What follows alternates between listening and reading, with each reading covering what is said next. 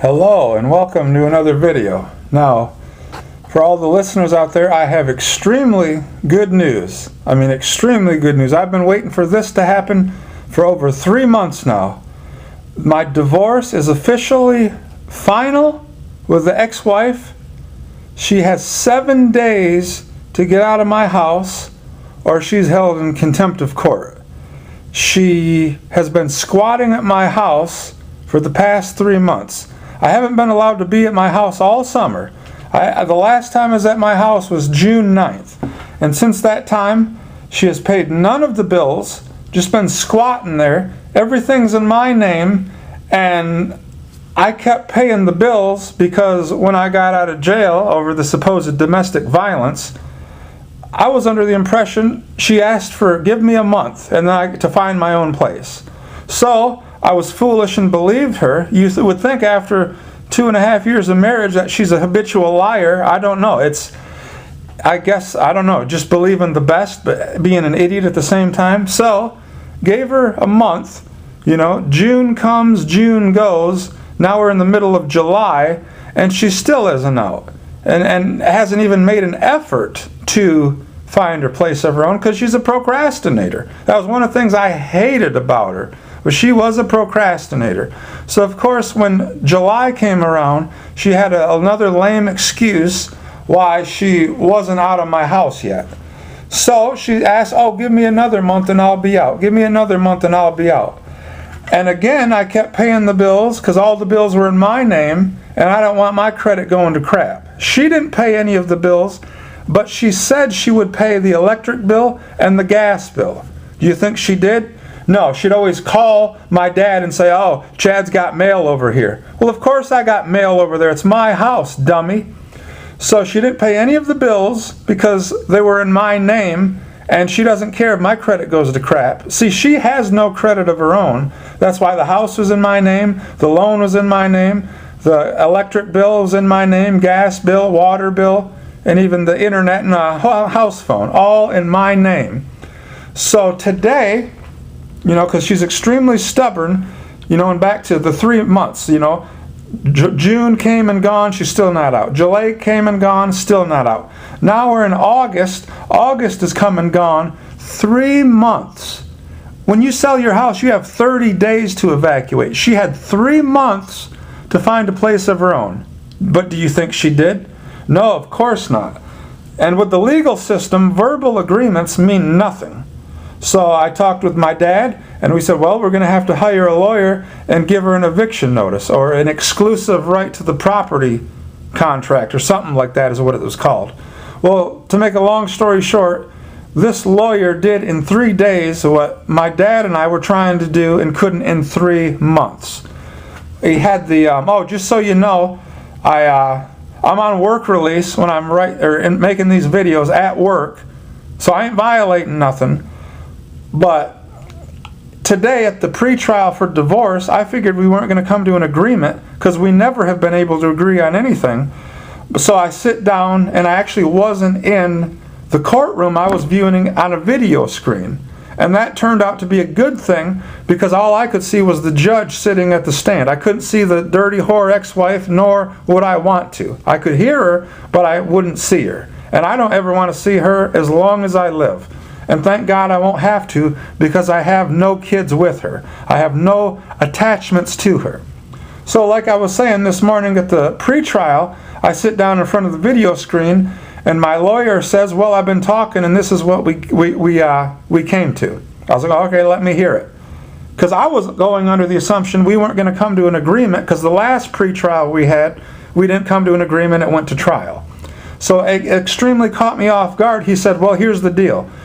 If you give her $500 cash, she'll be out of your house in 7 days flat. And, it pushed me back in my seat. I was like, what? It was completely shocking that was actually finally, after 3 months of trying to get this woman out of my house, squatting. It was worse than getting rid of bed bugs, if any of you have dealt with those. It seems like you get rid of them and then they come back and they're still there. Well, anyways, it was a good offer, but I didn't bite. You got to learn the art of negotiation, especially when you're dealing with women.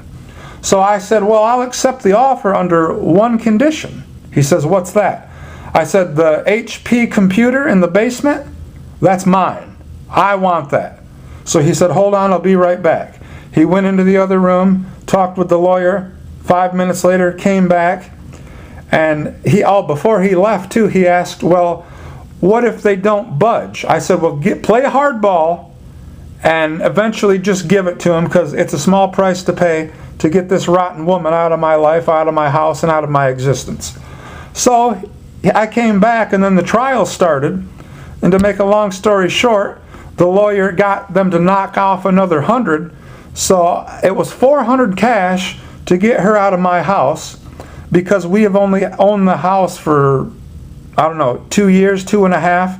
And on a loan, the first couple of years, all you're doing is paying back the interest. So there was really no equity built into the house. So that's where the $400 came in, is to split the equity. So I said, fine, that's no problem with me. So then during the trial, she asked if she could have a couch. And I was like, okay, what couch do you want? And she said, the one in the living room. That couch cost me nothing. My Aunt Sherry gave me that couch before she moved down to Arizona. So I was like, yeah, fine, you can have it. And then she asked for a coffee table, the one in front of the TV. Fine. And that's all I had to give her. And I get to keep the house, the refrigerator, the stove, even the stove her pervert pedophile brother gave her. I get to keep that, and I think that's ultimate, what can I say? Not sympathy, but it's symbiotic, because it was because of that pervert brother, pedophile. He's the one who originally called the cops on me for a supposed domestic violence when he wasn't even there.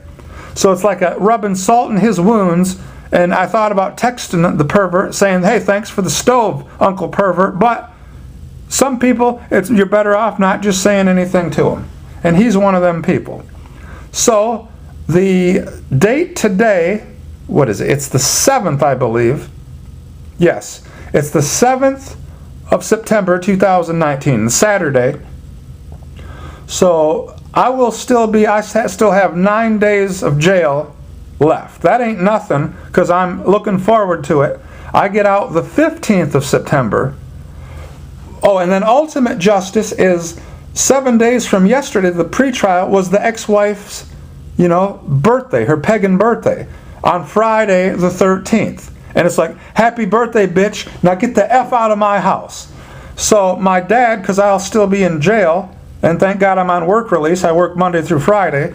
So he'll be taking possession of the keys Saturday, the 14th of September. The next day, I get out of jail, and thank God I can finally go to my house. It's been such a struggle. It's definitely been the most challenging time of my life. And that's why I've been putting out so many of these videos, not only to help you men out there, but to help myself too, to never forget the hell that you go through when you legally put yourself under a woman.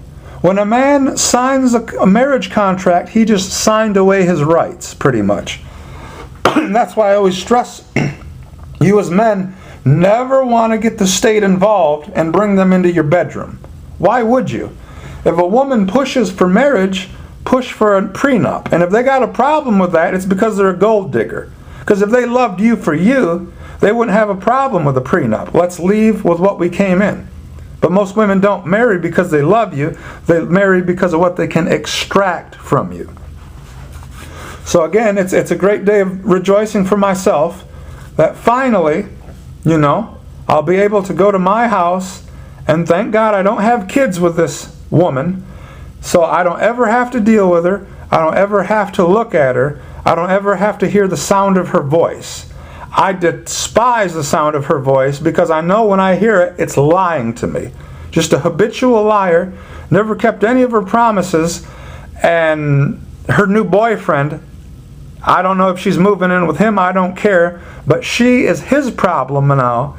And as I've said in previous videos, he better enjoy his turn, because it ain't going to last that long, because eventually she's going to cheat on him as she monkey branches from branch to branch to branch, because now she's back on that old CC, the old cock carousel, and she's wore out. She hit the wall a long, long time ago. And I'm just excited because I finally have my house back. And I tell you, fellas, God willing, I will never live with another woman as long as I live. Not only because it's not worth it. If you're like most men, you enjoy having sex. You're not a nymphomaniac, you're a man.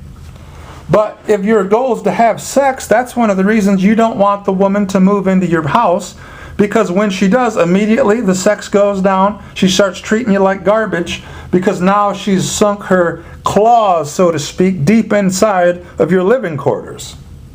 If you're going to move in, you move into her place. That way you can leave at any time. So again, I would like all my subscribers, everyone listening out there, to rejoice. And I'm extremely thankful that I didn't get raped in court. I don't have to pay alimony, thank God, or AKA pussy money. No child support, because I don't have any kids with her, thank God. I get to keep my house that I jumped through hoops to get. And I really got off the hook easy. And I thank the Lord above for that. I learned the school of hard knocks, man. I learned my lesson. And I didn't know nothing about alimony before I got married, or I never would have. Alimony has got to be one of the most stupid things ever, or it's commonly called spousal support. It's not child support. It's completely separate. Even if you don't have kids with a woman, she can file for alimony and take a certain percentage of your check just because she was your wife for a while. Most men, like I said, get bent over and raped in divorce court, where the ex-wife takes their house from them, they got to pay child support, and they got to pay alimony or pussy money. And so they're literally working for her and paying for pussy they don't even get anymore. It's absolutely ridiculous. And, again, God willing, I will never put myself in a position where a woman has that much legal authority over me to literally destroy my livelihood should she choose. Now, like I said, the ex-wife was very stubborn, but what got her to break, the straw that broke the camel's back, is the Chrysler Town and Country van she drives. She still owes my grandpa thousands and thousands of dollars on that van. So, because, again, I can't deal with her, nor would I want to, my dad said, well, you want to get ugly, you still owe my dad thousands of dollars on that van, so we'll take the van from you. So again, part of the agreement was the $2,700 she owes my grandpa, that's all her debt, and she's got to pay it, ordered by the court. Well, then my dad later talked to his dad, my grandpa, and come to find out she actually owes $4,500 still on that van. So she's going to be in debt for a very long time paying that thing off. And also she has to pay all the back utility bills that she never paid while she was squatting at my house for 3 months. So like I say, I'm in a rare exception, because most men don't get off like I got off. No pun intended, I didn't get raped in divorce court. And actually the only financial fees I have to pay is the $400 cash when my dad gets the keys to my house to make up for the equity of the house. And that's a small price to pay. But she has to pay my grandpa back, $4,500. She has to pay all the back utility bills. For once, a woman is having to pay in divorce court, not the man. It's about time we got equality in divorce court. So I'm telling you men out there, not commanding you, but highly urging you, instructing you, you do not want to get married. Why should you sign a piece of paper to prove your love for a woman? She won't sign a prenup to prove her love for you. Because when you suggest a prenuptial agreement to a woman, if they get offended immediately and try to shame you, well, why would you even bring that up? I thought you loved me. Because you're a woman, and most women are gold diggers, and it's what you got to do to cover your ass. So if you bring up the idea of a prenup, even if you'd never intend on following through with it, I highly advise you, if she ever brings up marriage, you either leave or you bring up a prenuptial agreement. And if she has a hissy fit about the prenup, that shows her motives, and you need to ditch the bitch, because she's just trying to rape you in court. Before a woman is even married, mentally, They already have the divorce planned out. And don't kid yourself and think they don't, because they do. Because most men fumble around in the darkness just looking for female validation. Whereas women always have a scheme, they always have a strategy, and they always have ulterior motives to what they do and why they do. That's very key you understand that, because, again, Walt is a lie. Not all women are like that. Not true. All women are like that, but to varying degrees.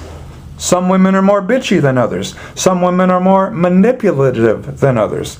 Some women usurp the man's authority more than others, but they're all like that because that's how women are. And you have to realize this and accept this truth should you choose to date women or be dumb and marry a woman.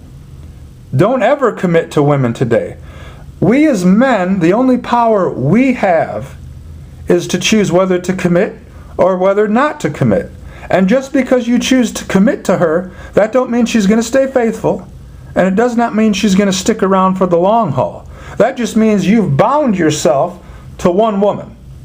But like I said in the previous video, she ain't bound herself to you because she's always single. Now, you understand that? She is always single, especially when you're not around. Even when you're walking down the store holding her hand, she's scoping for the bigger, better deal, because that's how women do. So we as men need to know what we're dealing with when we choose to interact with women and date women. Now, for some of you out there, these may be hard pills to swallow because they're red pill truth bombs. And if you want to stay blue pill beta male, that's your choice, but don't push your wrong ideas and beliefs on me and try to shame me, because I know my experience. I know what I've been through. And ain't nobody, no man, no woman, no blue pill beta is going to gaslight me to convince me that that hell I went through the last pretty much 3 years, because I've been with her now, or about 3 years I was with her. And nobody's going to tell me that wasn't living hell on earth, because you weren't there. I was, and I hated every moment of it. And I thank God above that that marriage is finally done. So thank you for supporting me through this extremely challenging time in my life. You know, I appreciate every one of you out there, all the subscribers, all those who leave comments. And if you're going through a hard ordeal, I pray that, these videos I've uploaded help you. And if you haven't married, I even pray more that my videos encourage you never to be married, because I'm trying to elaborate to you men out there the repercussions of marriage. Marriage does not benefit a man today in any way, shape, or form.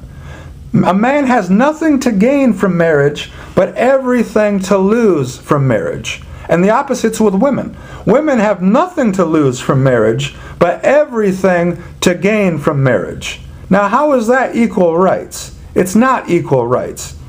So again, it's a great day of rejoicing for myself.